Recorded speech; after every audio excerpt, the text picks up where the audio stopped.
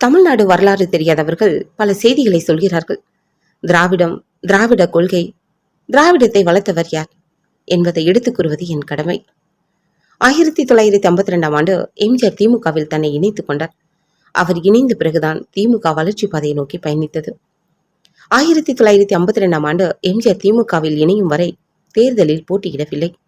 1957ஆம் ஆண்டு தேர்தலில் போட்டியிட்டது. அந்த தேர்தலின் போது எம்ஜிஆர் குறிப்பிட்ட தலைவர்களுக்காக பிரச்சாரம் செய்தார். அப்போது 15 இடங்களில் திமுக வெற்றி பெற்றது.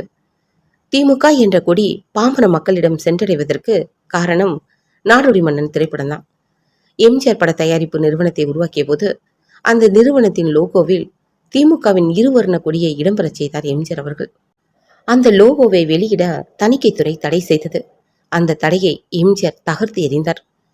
60 ஆண்டுகளுக்கு முன்பு திமுகவின் இருவர்ண கொடியை அடையாளப்படுத்தி பட்டி தொட்டி எங்கும் எம்ஜிஆர் கொடி என்று அறிமுகப்படுத்தப்பட்டது. அந்த இரு வர்ணத்திலான 1.25 அடி துண்டை அப்போது கழுத்தில் போடுவதில் பெருமை அடைந்தோம். எம்ஜிஆரின் திரைப்பட பாடலின் இருவர்ண கொடி உதயசூரியன் பற்றி எழுதப்பட்டது. 1962ஆம் ஆண்டு தேர்தலில் 50 இடங்களில் திமுக வெற்றி பெற்றது. 1967ஆம் ஆண்டில் ஆட்சி கட்டிலில் ஏறியது. 1967இல் ஆட்சி பிடித்ததும் பேரறிஞர் அண்ணாவுக்கு மாலை அணிவிக்க எல்லோரும் சென்றனர். அப்போது பேரறிஞர் அண்ணா அந்த மாலையை வாங்க மறுத்துவிட்டார். இந்த வெற்றிக்கு காரணமானவர் ராயப்பேட்டை மருத்துவமனையில் இருக்கிறார், அவருக்கு சென்று மாலை அணிவியுங்கள் என்று பேரறிஞர் அண்ணாவை சொன்னார். பேரறிஞர் அண்ணாவே 1967ஆம் ஆண்டு தேர்தல் வெற்றிக்கு காரணமானவர் எம்ஜிஆர் தான் என்று சொன்னதற்கு அடிப்படை காரணம் அவர் துப்பாக்கியால் சுடப்பட்ட கட்டுடல் போடப்பட்ட படம்தான் நாட்டு மக்கள் மத்தியில் அனுதாபத்தை பெற்று வெற்றிக்கு வித்திட்டது. பெரும்பான்மையை பெறுவதற்கு மூல காரணமாக எம்ஜிஆர் இருந்தார். பேரறிஞர் அண்ணா தான் எம்ஜிஆரை சரியான முறையில் அடையாளம் கண்டவர். எம்ஜிஆரை இதயக்கனி என்று அழைத்தார். ஒரு முறை தேர்தலுக்காக எம்ஜிஆர் நிதி கொடுக்க வந்தபோது, உன்னுடைய நிதி வேண்டாம், உன் முகத்தை மட்டும் காட்டு, 30 லட்சம் வாக்குகள் கிடைக்கும் என்று பேரறிஞர் அண்ணா சொன்னார். பேரறிஞர் அண்ணா பொதுக்கூட்டங்களுக்கு சென்று வரும் நேரங்களில் அவருடைய காரில் இருக்கும் கொடியை அங்குள்ள பாமர மக்கள் பார்த்து அண்ணாவிடம் எம்ஜிஆர் கட்சியா என்று கேட்கும் அளவுக்கு எம்ஜிஆர் மக்கள் மத்தியில் பிரபலமாக இருந்தார். அதை பேரறிஞர் அண்ணா பெருமையாகவே கருதினார். படித்தவர்கள் மத்தியில் என் எழுத்தும் பேச்சும் கருத்தும் சென்றடைகிறது என்றால் படிக்காத பாமர மக்களிடம் என்னுடைய கருத்தை சிந்தனையை கொண்டு சென்றவர் என்னுடைய தம்பி எம்ஜிஆர் என்று அண்ணா சொல்வார். திமுக வளர்ச்சிக்கு அடித்தளமாக விளங்குகிறவர் எம்ஜிஆர் என்றும் அண்ணா சொல்வார்.